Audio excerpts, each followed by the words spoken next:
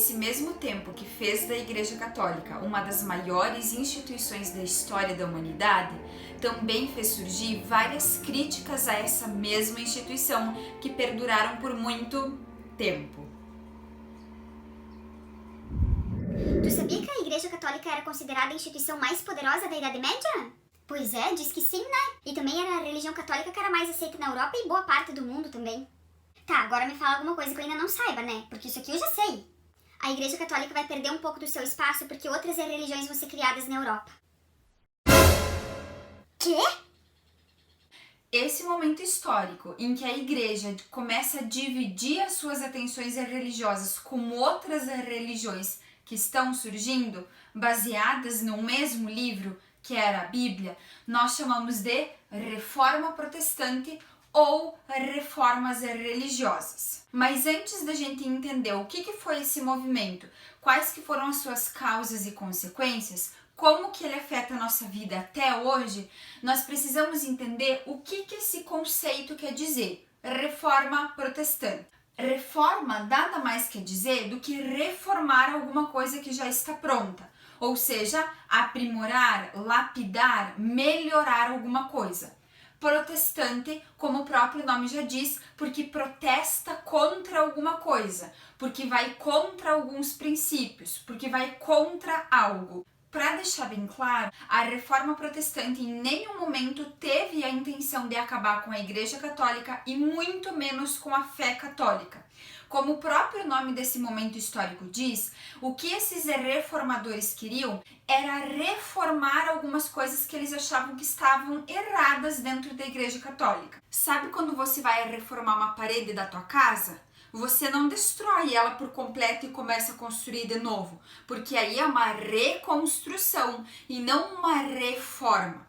Quando a gente reforma uma parede da nossa casa, a gente vai reparar ela, vai tirar algumas imperfeições, vai corrigir alguma coisa que a gente não está gostando naquela parede, mas a gente não vai destruir ela inteira para começar a construir de novo. As reformas protestantes ou reformas religiosas, elas tiveram esse mesmo intuito de corrigir algumas imperfeições que encontravam dentro da Igreja Católica.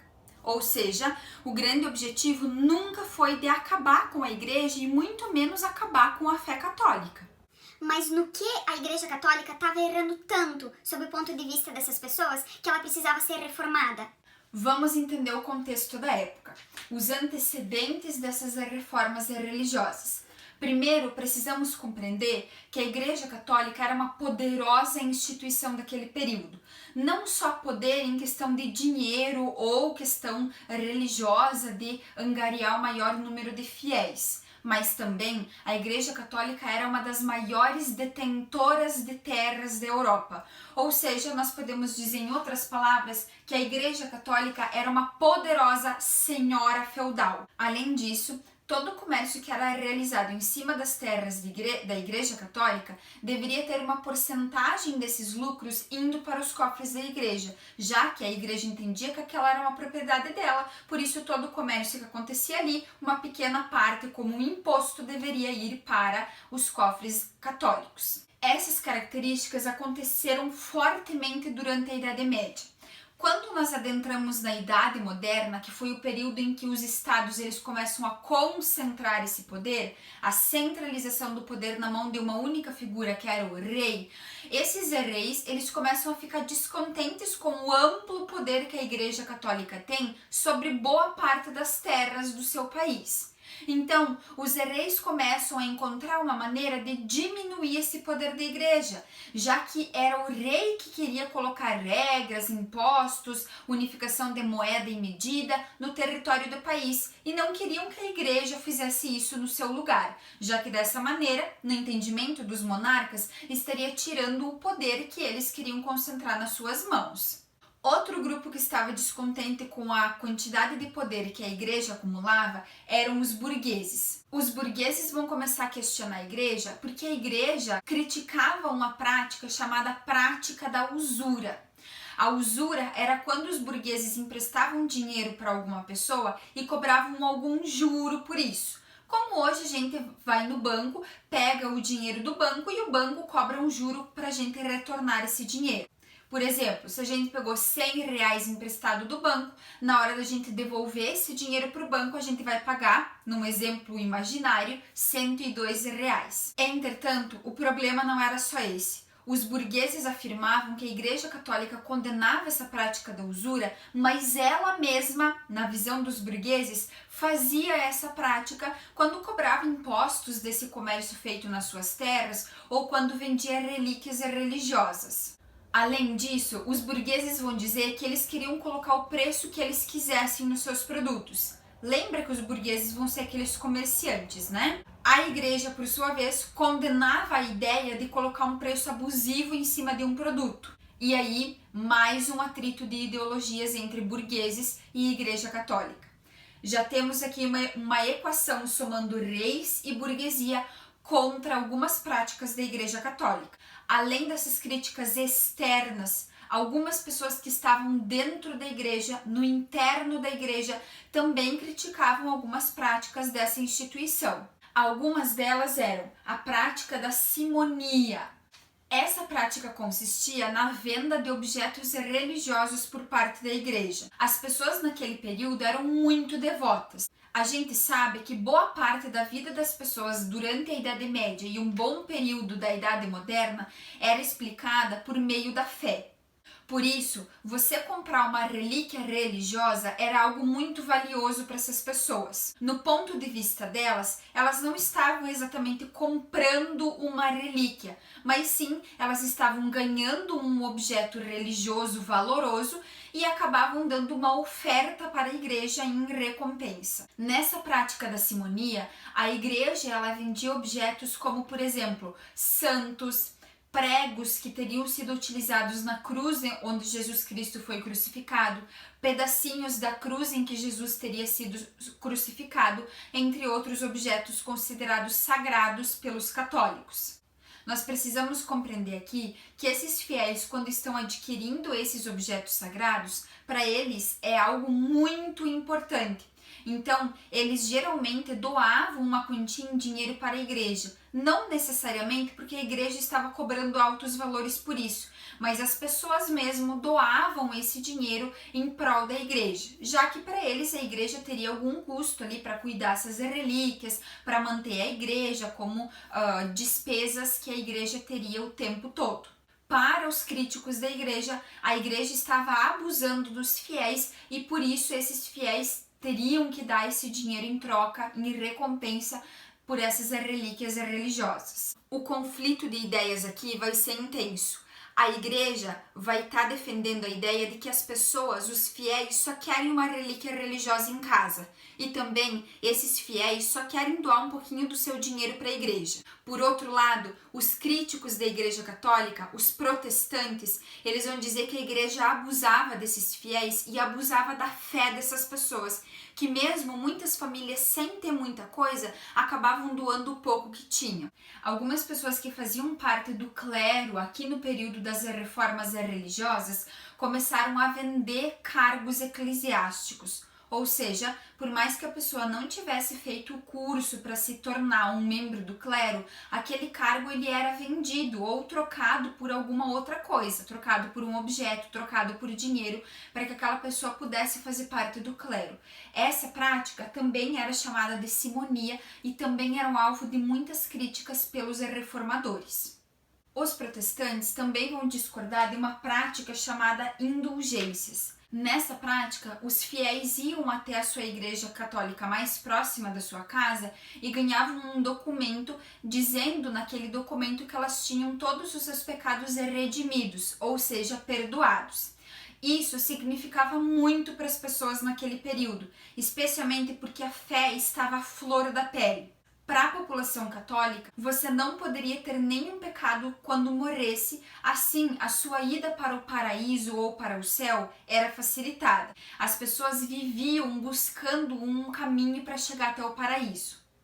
Os protestantes vão dizer que antes a Igreja Católica fazia esse documento por merecimento, ou seja, a pessoa pecou, mas através da fé, da oração e de boas ações, aquela pessoa mereceu a remissão dos pecados, mereceu o perdão dos pecados. Mas na opinião dos reformadores, a Igreja Católica estava querendo angariar fundos para terminar de construir a Basílica de São Pedro, em Roma. E por isso, a partir de agora, não dava mais esse documento só quando a pessoa merecia receber as indulgências, ou seja, a remissão dos pecados, mas sim se a pessoa vinha até a igreja com uma quantia em dinheiro. Segundo esses reformadores, a igreja daria esse documento em troca do dinheiro. As críticas eram recíprocas. Enquanto os protestantes vão criticar várias práticas da igreja, a igreja vai criticar várias atitudes dos protestantes. Um exemplo de que a igreja tinha críticos dentro dela mesma é o padre John Wycliffe. Ele vai dizer que as pessoas conseguem a remissão, o perdão dos seus pecados, não comprando indulgências ou oferecendo dinheiro à igreja, mas sim por conta das obras que aquela pessoa faz. Por conta da sua oração, por conta da sua boa postura em sociedade e por ajudar os outros, ou seja, boas ações. Ainda na Europa, uma outra pessoa chamada Jan Hus vai acabar também sendo um crítico da Igreja Católica no Sacro Império Romano Germânico, que posteriormente vai ser a Alemanha. A Alemanha ainda não tinha esse nome, o nome dela era Sacro Império Romano Germânico. O mais conhecido de todos os reformadores foi um cara chamado Martinho Lutero. Ele era um monge da Igreja Católica e também ele dava aulas na universidade. O Martinho Lutero, que era um alemão, teria feito uma viagem até Roma e teria visto alguns abusos que a Igreja Católica estaria cometendo para conseguir mais dinheiro para terminar a construção da Basílica de São Pedro. Quando o Martinho Lutero retorna à Alemanha, ele começa a escrever um documento chamado de 95 teses. Nessas 95 teses, o Martinho Lutero vai discorrer sobre vários erros que ele encontra dentro das práticas da Igreja Católica. Ele vai dizer que a Igreja precisava retornar à Bíblia e ver o que a palavra de Deus, que era a Bíblia, dizia sobre práticas que a Igreja deveria seguir. O Martinho, na verdade, ele estava questionando a ideia da igreja de cobrar por algumas indulgências ou objetos religiosos e também de aceitar dinheiro dessas pessoas quando elas doavam para a igreja. O Lutero vai dizer que entre as pessoas e Deus não precisaria haver um intermediário, ou seja, as pessoas não precisavam levar dinheiro para a Igreja Católica para ter o perdão dos seus pecados. As pessoas poderiam ser perdoadas somente pela fé e o contato direto com Deus, sem nenhum intermediário no meio delas. O Martinho Lutero, portanto, vai escrever 95 teses, ou seja, 95 artigos encontrando erros nas práticas da Igreja Católica e vai colar na porta da sua igreja de Wittenberg, na Alemanha.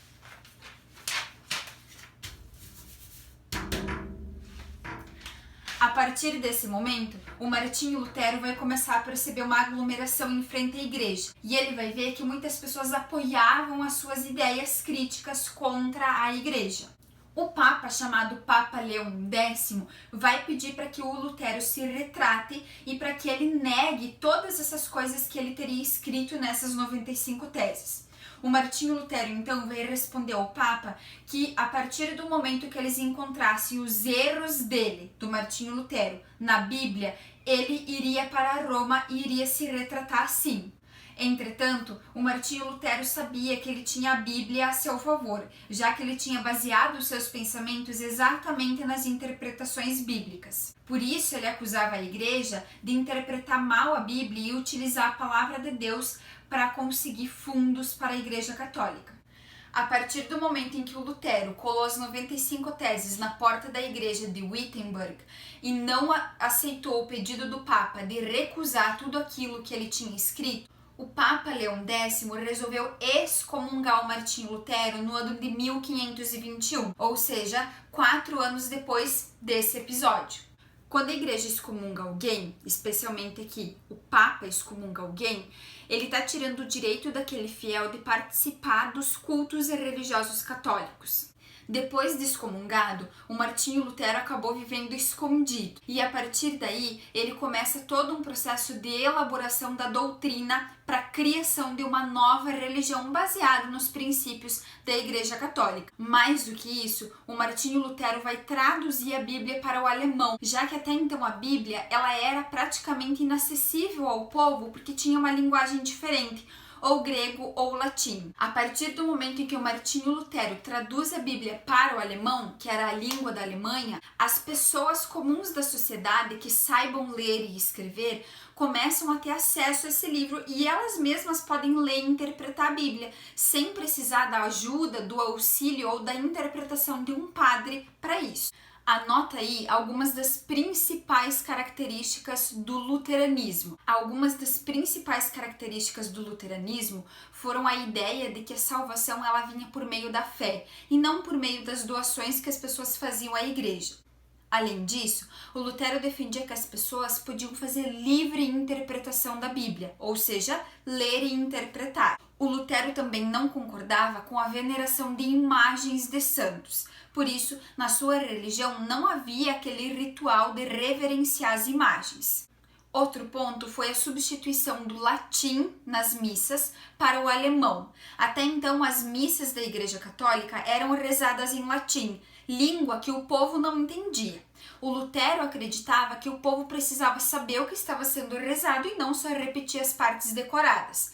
Por isso, ele vai dizer que na sua religião, a língua oficial que vai ser utilizada vai ser o alemão, ou a língua do país. Outro elemento das ideias do Lutero é que a igreja deveria ser subordinada ao Estado, e não o contrário. Até então, a igreja caminhava junto com o Estado para governar os países. O Martinho Lutero vai dizer que o Estado deve governar as pessoas política, econômica e socialmente, enquanto a Igreja, subordinada ao Estado, abaixo do Estado, deve governar as pessoas espiritualmente. O luteranismo também não condenava as práticas comerciais dos burgueses.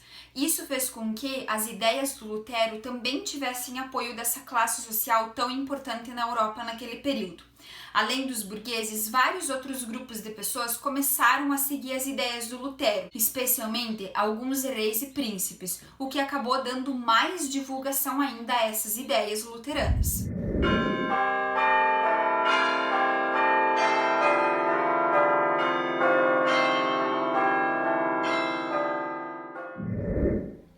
Esse mesmo tempo mostrava ao Martinho Lutero que ele não estava sozinho e que as suas ideias estavam se espalhando por toda a Europa. Em Genebra, uma pessoa chamada João Calvino vai adotar algumas das ideias do Martinho Lutero de questionar esse poder da igreja e algumas atitudes que a Igreja Católica estava tomando.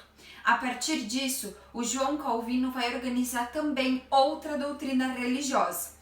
Essa nova religião, baseada nas ideias do João Calvino, vai ser chamada de calvinismo. Alguns princípios dessa nova religião era a teoria da predestinação divina. Para o João Calvino e para os seus seguidores, as pessoas elas já nasciam com uma predestinação.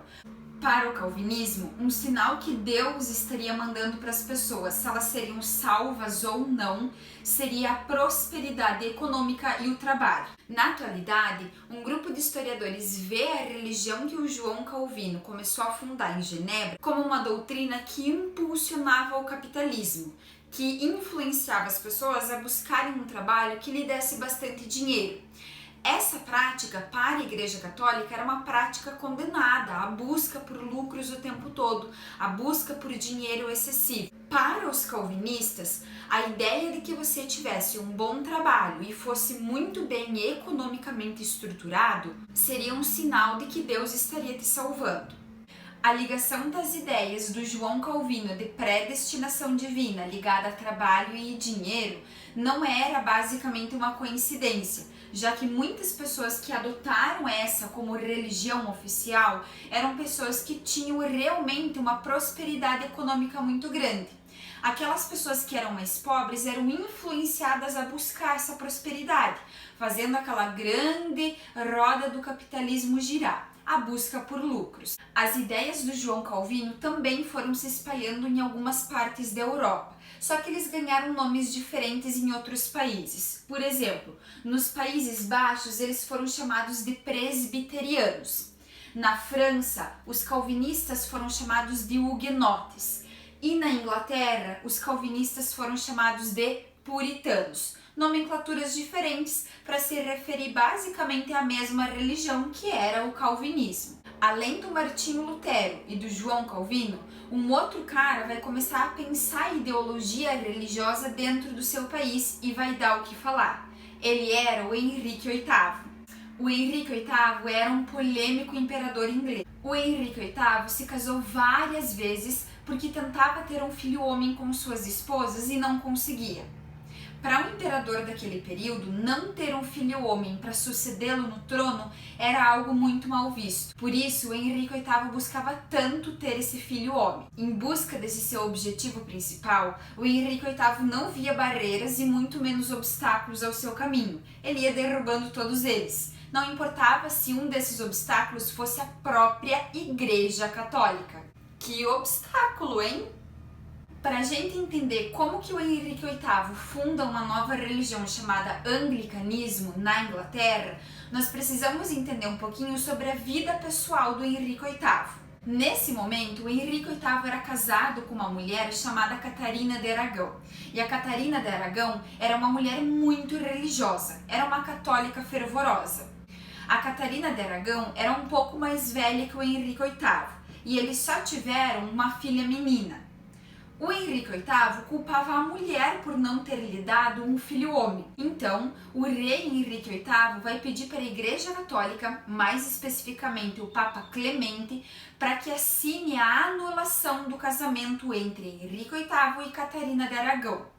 Basicamente, o rei estava pedindo o divórcio para a Igreja. Nos dias de hoje, não há empecilhos diplomáticos ou institucionais quando você quer se divorciar de um casamento. Mas nesse período, a Igreja Católica via com muito maus olhos essa história de divórcio. A Igreja afirmava que se o casal tinha jurado perante Deus que ficariam juntos até a morte, nenhum papel assinado por papa, padre ou por nenhuma pessoa poderia anular esse casamento, já que o juramento teria sido feito perante Deus. Papa, assim... Será que seria possível você anular meu casamento com a Catarina de Aragão? Tô querendo tanto ter um filho homem, mas ela nunca dá à luz a um menino. Eu acho que ela já tá um pouco velha pra ter filhos, talvez seja isso. Henrique VIII, você que se casou com a Catarina de Aragão e disse sim perante Deus. Eu não tenho como assinar a anulação do teu casamento. Ainda mais você, que era um rei que defendia tanto a religião católica no seu território. Excelentíssimo Papa, o senhor não vai me dar o divórcio da Catarina de Aragão? Não tenho como. Tudo bem, eu crio minha própria religião e eu me divorcio da Catarina de Aragão e consigo casar com outra mulher que pode dar à luz a um filho homem. Depois de receber algumas negativas da Igreja Católica, o Henrique VIII vai assinar um documento chamado Ato de Supremacia no ano de 1534. Esse documento rompia totalmente os laços entre a Inglaterra e a Igreja Católica. Em outras palavras, isso queria dizer que a partir de agora, todos os ingleses, habitantes da Inglaterra, deveriam seguir a religião do rei e não mais a religião católica. A partir desse momento, o Henrique VIII acabou tomando posse de muitos territórios da igreja, além de outros bens. Muitas das igrejas católicas que estavam situadas no território inglês foram saqueadas, destruídas. Para continuar essa história polêmica, o Henrique VIII vai conseguir mesmo se divorciar da Catarina de Aragão quando ele cria essa nova religião, o anglicanismo. Ele vai se casar com a sua amante, a Ana Bolena, que também não vai lhe dar um filho homem.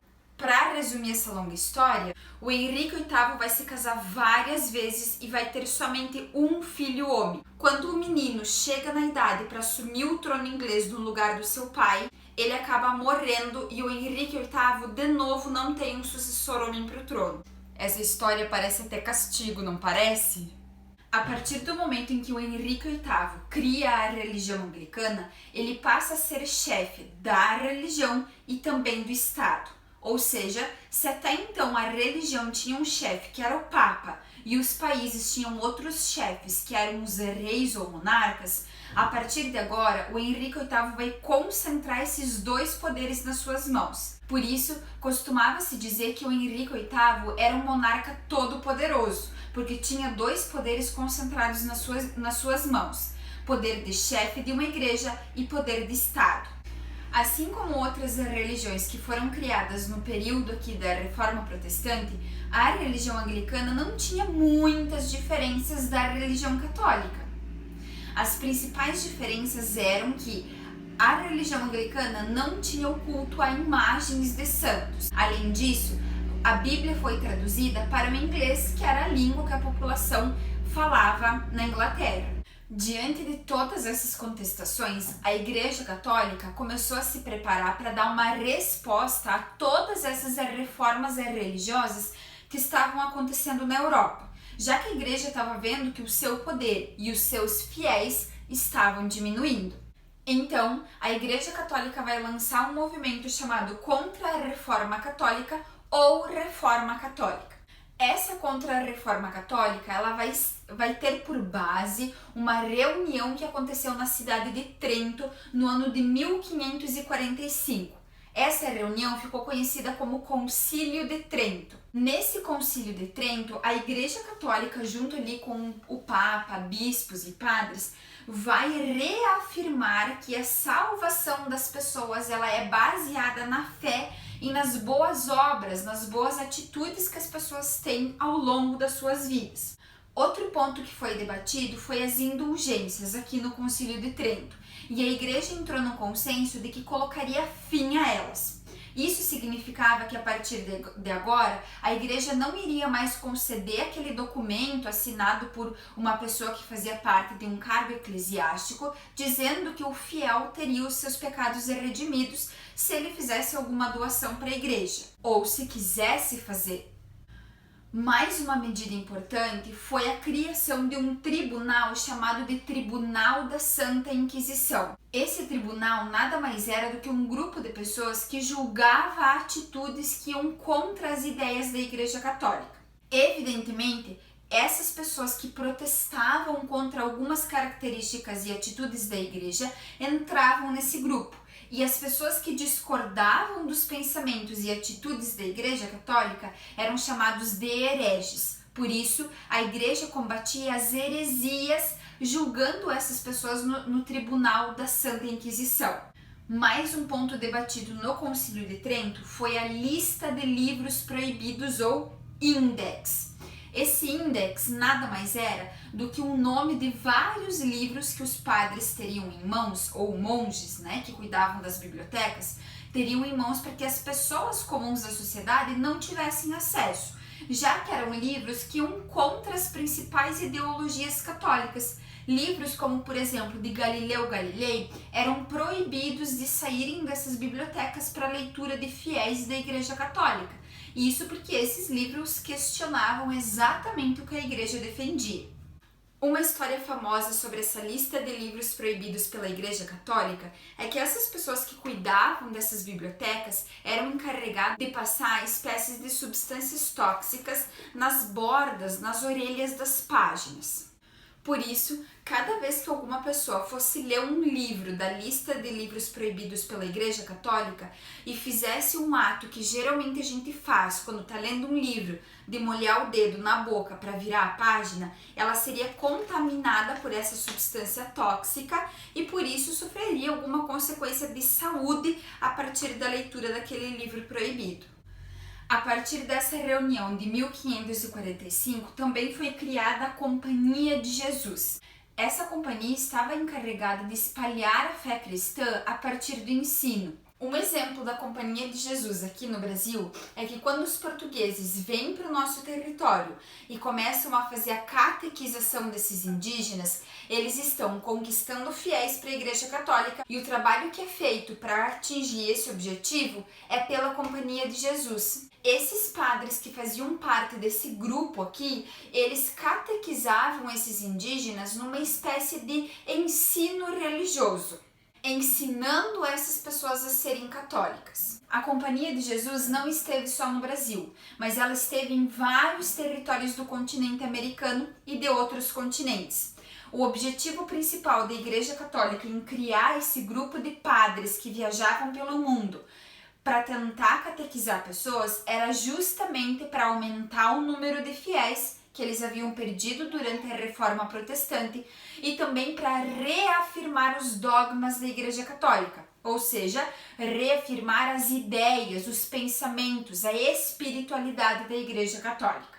O Concílio de Trento também vai determinar que os governantes eles não deveriam intervir em assuntos eclesiásticos.